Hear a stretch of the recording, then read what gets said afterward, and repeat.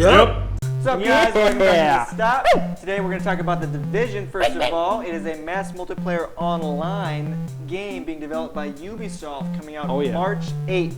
So we're really excited about that. We're going to talk a little about The Division, first of all. Yes. What do you think about The Division, Gabe? I think it's going to be pretty incredible. I'm more into the kind of modern day, more realistic combat, and I think that's what The Division is going to be pulling off for us. Now, they are going to have a lot of futuristic technologies and stuff in the game, but it's, it's going to be like, I guess the best way to contrast it would be, what is it? Shoot. What are you talking about? I know what he's talking about. We're talking about Destiny. Boom, Destiny. People compare it to Destiny. He's like, question mark. What is that game? Yes, Destiny would be a very futuristic version of what we're going to be playing here, but MMO. Mass multiplayer online version, like it's very campaign oriented, but you can also do like the online and like work with teams and stuff like that. Oh yeah, playing with your friends, playing with your friends. That's what we like to do. We love playing with our friends, don't we? Oh, okay. High fives and eggnog. Woo! Oh, yeah, but that's going to be really cool. There's a lot of dynamic combat in it. They have really smart, intelligent AI, which is going to be very fun to play against. It's going to make it challenging. And then also, obviously when you're playing against other real life people or with other real life people, they can turn at you at any moment, as we've seen in this game. Yeah, E3 had a release of on their gameplay last year, I believe, and it showed basically like 3 guys. And then one in the end, he was kind of like creeping up, trying to be like helpful. Like they didn't know if they should kill him or not kill him. They ended up helping him, and in the end, he like killed them all and took all their stuff. So douched out, man. You can straight up be super trolly. Yeah. So you never get away from that when you're playing MMOs or with other people. You might as well incorporate it in your game. Right. I mean, that is the way of the game. People just get trolly. Yep. But yeah. So yeah, Division is coming out pretty soon. They do have an open beta coming out. Is it this month? I believe it. Yeah, the 28th of this month. Open beta. And I think it's for only Xbox One first of all. Then PS4 and PC is going to get it the 29th. So I think you have to register for that. I'm not totally positive. I would go check it out and jump on it if you're interested in The Division. It's going to be a really sick game. Yeah. Go check out some YouTube channels. I think IGN has some information on the gameplay that they have out now that's past the E3 original launch, so you actually see some of the gameplay, which looks pretty crisp. Yeah. There's also a lot of content coming out later on in the year as DLC, like I guess Brooklyn or Staten Island. A lot more cities, bigger yeah. areas. I mean, it's a huge open world game, so you're going to want more and more areas to explore. Man. And a game like this, where the city's in ruins after big wars and multiple militias and stuff coming in and just killing each other, it's going to be really cool. But they say it's enough to dip your toes in and just be. I dive in head first. Yeah. Don't dip your toes in it, just dive on in head first. That's right. Yep. You know what I'm saying? I dip my toes in. He dives in head first. Yep. That's how you do it. And I end up never getting in, and he's like out there like, it feels good. It's great! And I believe when I find jump in because I think it feels good. Then he gets eaten by a shark. Yeah. That's how it happens. Don't think about gaming that way because you will never jump into a game. Enjoy yourself. Man. Anyways. Next up, we have some Firewatch. That's going to be hitting us early 2016. This is a very, very anticipated Get it? Firewatch? Because Gabe's on fire? That's how I think about Gabe. Yes, because he's so darn sexy.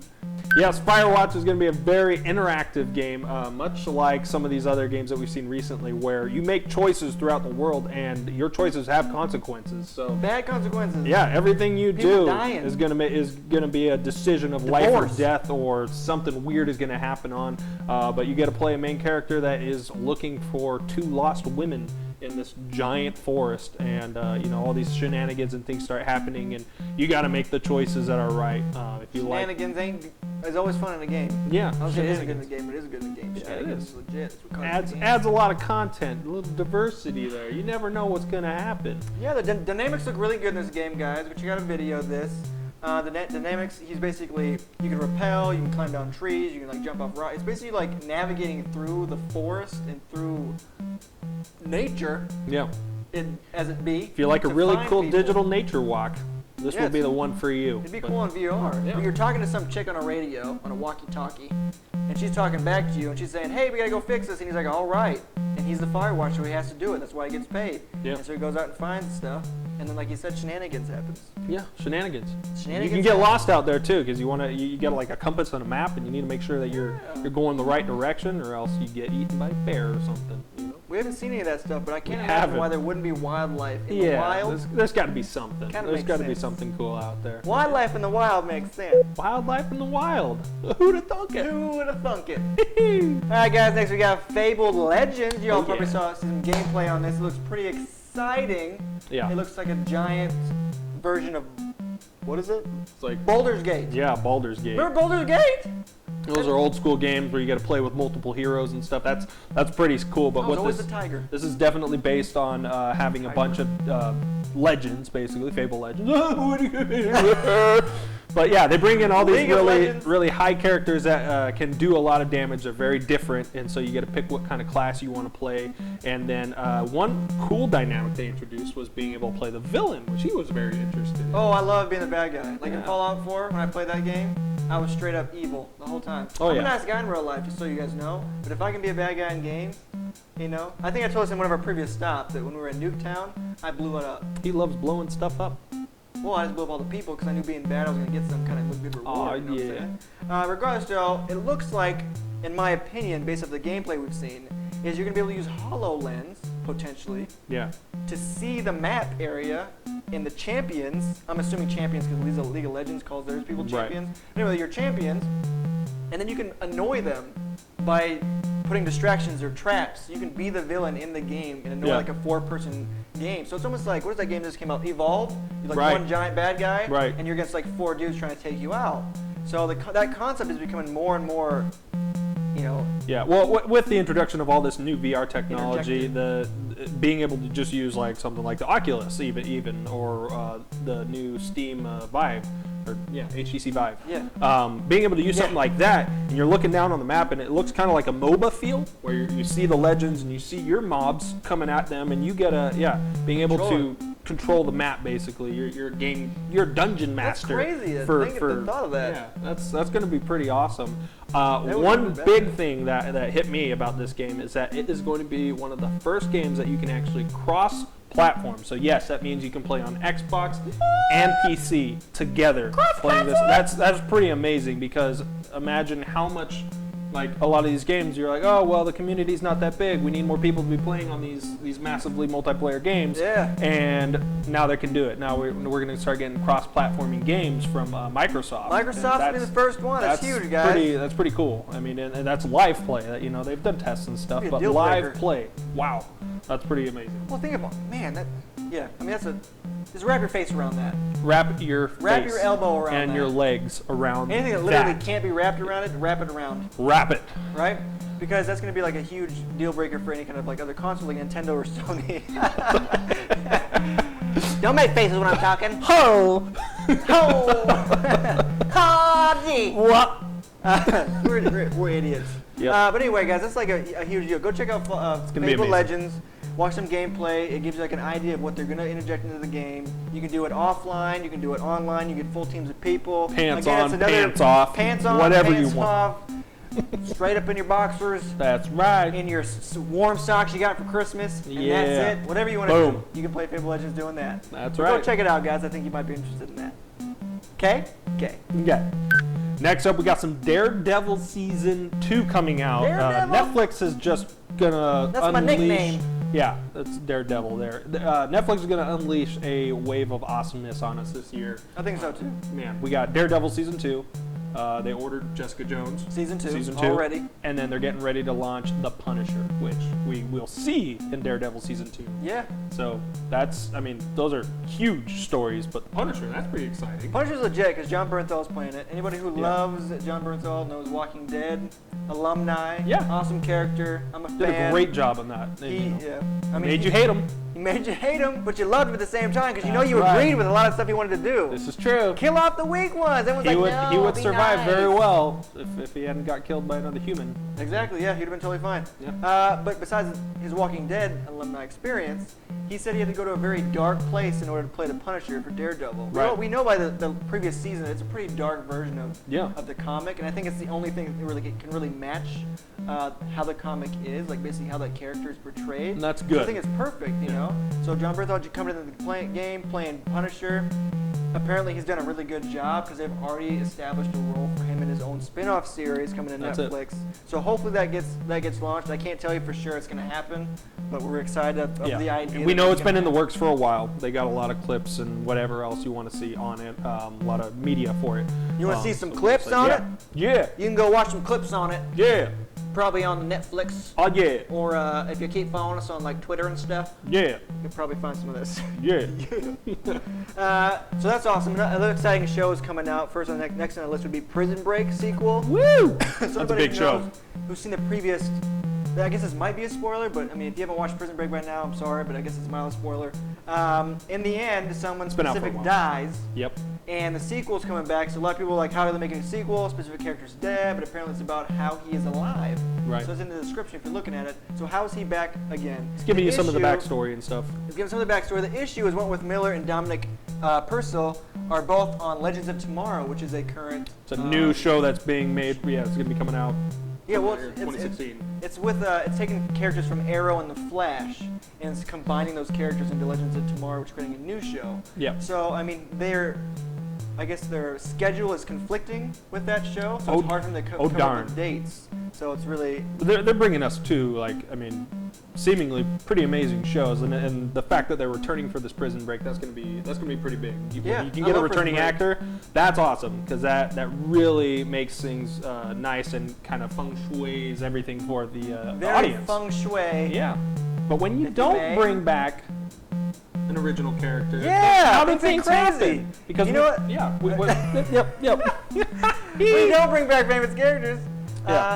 From like 24, yeah. Go to the new season. It's a prequel to 24. Yep. Or not even a prequel. I guess it's just a brand new version of 24. But they're not bringing back Jack Bauer. Yeah, it's a whole nother spin-off of. Well, I mean, it's not even a spin-off. It's again, a new show. We have a U.S. Soldier that's coming back, and he's being followed and attacked by people, and so it's going to be taking place with this new character that we have no idea. There's like some story on it. We don't know who the character is. Really not yet. I mean, he's supposed to be. They're trying to create a brand new character, so I can see this being really good in the 24 universe. Right. People like David Hayter, the voice of Solid Snake, because for those of you who may have played Metal Gear Solid or maybe not know, Kiefer Sutherland plays a new Snake in Metal Gear Solid 5: Phantom Pain. Yeah. I know it's because I'm playing the game like crazy and I love Kiefer Sutherland. But he said, how do you remake 24 and not bring back a legend like Kiefer Sutherland? Right, and that's what made 24 was Kiefer Sutherland. Yeah, I mean, I'm sad about people really love him. He did a great job in the role, and now we have no idea what's going to happen. So to reprise, not to reprise a role because he's not reprising his role, but in order to basically beat Kiefer Sutherland in a role like that, you have to be legit. So I'm really curious to know, and they know this. Who can they cast to make up for that role lost by Kiefer Sutherland? Right. There's plenty of other things we're going to see him in, of course, but I'm currently basking in Kiefer Sutherland right now because I'm playing Metal Gear Solid. Basking in his voice. Rolling around in Kiefer Sutherland. To go to sleep. Something like here that. In Kiefer Sutherland. He has his face printed on a pillow. Not yet, but that's a good idea. Oh no! Oh, You're full of good ideas, Gabe. I am. You're full of good ideas. You know we love technology. Who loves technology? We love technology. He does. I do. Volvo, Toyota, and BMW have actually been working on some projects for crash-proof cars. Which seems like an odd development. And that's a hard thing to say. It's hard to wrap your head around something like that. Completely crash-proof. And even Volvo is saying you're going to be injury-proof by 2020. So how do you do that? I'll imagine the 60 versus 60. Like, how do you make that crash-proof? Well, the funny thing is, like in the article, it even says they will make it like crash-proof other than the gnarliest crashes. So what's gnarliest mean? I mean, is that probably head-on collisions? Yeah, 65 miles an hour in opposite traffic. What if you roll down a cliff? Yeah. That's probably one of the... and the reason that they're bringing light to this, all these companies, is because there's billions of dollars lost in just care for accidents, car accidents, people, whatever, that come out of tax funds. Cars, people, whatever. Yeah, people. Well, who cares? But there's a lot of deaths, 30,000 plus deaths a year to car accidents, and so that's a big deal. Cars are more dangerous than pretty much everything else out there right now. As far as like death tolls, yeah, absolutely, man. And we need to get that under control. So having these crash-proof cars, this new technology, they're using everything in this. So they're using radar, they're using sonar, they're using ODAR, speedometer, legitimadar, skaboobidar, you know what I'm camera saying? dar. Look up all that in the dictionary and you will find no definitions. Because it doesn't exist. But radar and sonar, yes. And then there's a bunch of human control stuff. Dadar. That's a good name. I just came up with Dadar is defined as perfection in a bottle. Yeah. No, that doesn't make any sense. I expect those by 2020. All these companies are really working on stuff like that just to keep people safe, which is good. Yeah. Not sure exactly what it's going to be doing to the cost of cars because of all this new tech in there, but you would hope that these companies would bring down the cost in order to keep people alive rather than being like, all right, we made this safe car, now it's going to cost you $500,000. You know? I predict, because of the way car companies are going, most of the time people make money on maintenance and all that stuff for cars. They sell them once and they resell them. I predict if you make a crash-proof car, that there's no way they're going to sell them for a lump sum. I predict that they will be leased, so the car companies can always provide services. So you will always pay, just like insurance, you always pay insurance for something, right? Even though you don't get anything in the end. Absolutely. You will always pay, like, hey, you're going to get this car, $300 a month. You can get a better version for a little bit more, and then you can get a lower grade version. But there will be certain versions for certain subscription prices. And you have to have it serviced so often. You have to have everything looked at. I mean, that like Elon Musk and the sense. Tesla. What if there's no maintenance? They have to make money somehow, right? Right. So the only way would be like, hey, you can only lease and pay a monthly. There's no like owning it, unless I guess you're a millionaire. It's like cell phones now, you know? Like, hey, you lease this car for 10 years and then, or 25 years and it's yours. But if you want to keep trading, you have this monthly payment as well. Yeah, I think that'd be the only way. Well, I'm just talking about like if cars, you make cars that don't need maintenance or can't crash or can't break or there's no issues. If you make cars that are perfect, the only way to make money on a car that's perfect, that's gonna last you forever, is by leasing them. Right. Always for a specific amount of money. Yeah, that's because a lot of people can't afford to pay, $500,000 price tag on it. For what it's gonna cost, like you said, what's it gonna cost in the future for the cars like this. Right. So that's kind of just something to think about. Something to go to sleep at night about. Yeah. Okay? Yeah. Next up, we got some, let's see, space travel. You want to do that? See, I don't care about this stuff at all. I think it's amazing. I hate the ocean because it's deep, and I hate space because it's high. I don't like the ocean. I like Earth. Because I can't see anything. I don't mind space. You can't see anything in space either. Because you can kind of see the nothingness. You can look at Earth and you know that there's nothing between you and Earth. But if I saw a shark floating in space towards me, then I would know it's there. A shark can't swim in space. It wouldn't make any sense. Doesn't matter. Sharks freak me out. So I don't like you just like the ocean because you can't see what's about to kill you. Exactly. You like space because you can see. I don't like water. What's I not can't see kill it him too. However, we do have decades. new space tourism, and these guys didn't realize how big space tourism is going to be. Right now, you can go up there for like $20-30 million and hang out in the freaking International Space Station. However, straight up, because they were getting so many people wanting to do this, now they're starting to bring up these concepts, which are probably going to be here soon, for hotels in space. They're going to be like, they look like satellite kind of things, but just giant, whatever. If you've seen The Martian, look like ships like that. They just float around outside of the Earth's orbit. That was a great movie. But yeah, it was an amazing movie. But now you can go up there, and they're going to start, price tags from a day trip up there on just outside of the atmosphere. $1 million. Yeah, $1 million for a 5-night stay is like the base price. Is it worth that? I don't know. Is it worth it to go to space? I guess if you're a nights? multi-billionaire and $1 million is a drop in the bucket, doesn't matter. That'd be cool. That'd be that once in a lifetime experience. I don't think they're pushing it towards people who only have money. I think it just costs a lot of money to do it. Yeah. I mean, you got to get up there, fuel, whatever. And SpaceX come up with a really cost-effective way, economic way to get. They're trying those elevators. They've got towers that are like going to be out in the atmosphere now. I mean, those are being built right now. How do you build a tower that high? That's a lot of high. Yeah, I mean they're way up there. We talked about one not too long ago, but it's going to be right on the edge of the atmosphere. Where you can land spaceships on the top. Yeah, and you don't have to use as much fuel to get off the surface of the Earth, which is going to be the biggest thing. You don't have as much air resistance on you. It just takes forever to get to the freaking top of it. Imagine like a ride. Yeah. Where it just launches you non-stop and then just lets you go in space and you're just like, this is fun until nobody catches you. And then you die slowly. We forgot to hook. It's going to be like the freaking bungee cords or whatever, even zip lines where they forget to hook the safety cable on you. And you're like, well, it's gone. No, he's never gonna come back.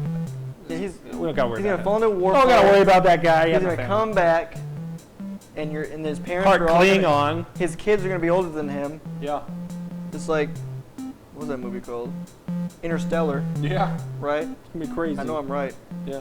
You know what the last thing we're gonna talk about is, guys? It's kind of disturbing, but it's kind of not. I personally think it's disturbing. Pretty interesting, but yeah, definitely on the edge of creepiness. New stuff. A little bit new. So what we're talking about here is that UK is trying to develop a process so you can take 3 human beings, take stuff out of their bodies, create an embryo, and basically take away. So if like 2 people, like a mom and a dad, have like a past hereditary disease or virus in their body. Yep. Right? I don't know if viruses are hereditary. Maybe disease. Disease. I'm or just defects that will happen. They can take somebody else who doesn't have a defect, take stuff out of their body, replace it with the stuff in this person's body, so that they're born without that defect. So they're basically trying to play God a little bit. Manipulating all of the DNAs. And manipulating DNA. They're basically trying to make superhumans, so watch out. Yeah. Okay? Watch out. Yeah. But this is how Edge of Tomorrow started. It's kind of cool because there is going to be like, what if we get the perfect type of blood that would be able to be like synthetic and reproduced, and then be able to use that for now people that need Transformers. blood. Yeah, now we got Transformers. No, what they're going to be doing is taking the healthy mitochondria from mitochondria means third party and putting it into this new baby, and just genetically engineering the DNA so that this person won't have to worry about dying at 64 because of heart problems, because that's no longer in their genetic pool. And then the next set of human beings that come from this trial, so they're going to have to like get these kids to 20 years down the road, 30 years down the road, make some babies. So Can you imagine? Can you imagine? Can you imagine, right? See, I'm a perfect specimen. Obviously. So I just think if stuff like this happens in the future where people are like, oh, we have a kid, but we have this, we need to fix it, then you go, hey, Deyton, how about we just pay you a bunch of money? Hey, we can use your stuff. We can use your stuff. Wink, wink. It's like an organ donor, but you actually get paid for it instead of it being like, hey, what a You don't have to die for this one. Die for this. So if you're like a perfect specimen like myself, you might be able to make money in the future by donating your perfect specimens to people with unperfect specimens. Yeah. So they can create better babies. Yeah. And you can be like, that baby is perfect because of I want my baby to be super huge. So you don't want to my partner and this 75-foot tall person, 7.5 foot tall. If you want your kid to always look like a child, you can have parts of my specimens. Yeah. And it would look like a baby forever. He was saying perfect specimen. He didn't specify what category. Yeah, I'm perfect as a child. Like if I was a model, preteen, I would probably model teenage shirts and toddler shorts.